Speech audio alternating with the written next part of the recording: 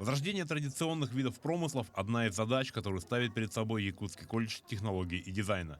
Не просто научить студентов ювелирному, косторезному и другим видам искусств, но и показать, как это делали предки века назад.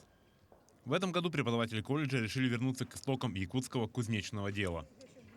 Мы хотели просто показать сыродутную плавку.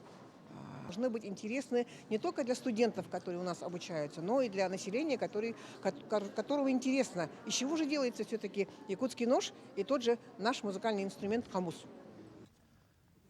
Сыродутная плавка – процесс очень долгий и кропотливый. Первое – это руда, которую летом кузнецы ищут на реках, очищают от примесей и дробят на небольшие фракции.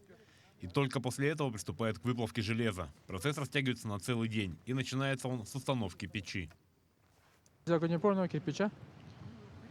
Ну, некоторые низ, например, красный кирпич, потом уже огнеупорные кирпичи. И сверху глина. И сверху глина, чтобы воздух не поступал холодный. Древесный уголь и руду чередуем, этажами здесь в печи. И как по старинке, мехами дуем. Конечно, с современными технологиями процесс выплавки железа можно было бы значительно сократить. Но, как говорят кузнецы, сделанный из железа, выплавленного традиционным способом хамус, звучит по-другому. А якутский нож из такого железа прослужит хозяину не один десяток лет. Александр Хавренко, Владимир Павлов, Якутск.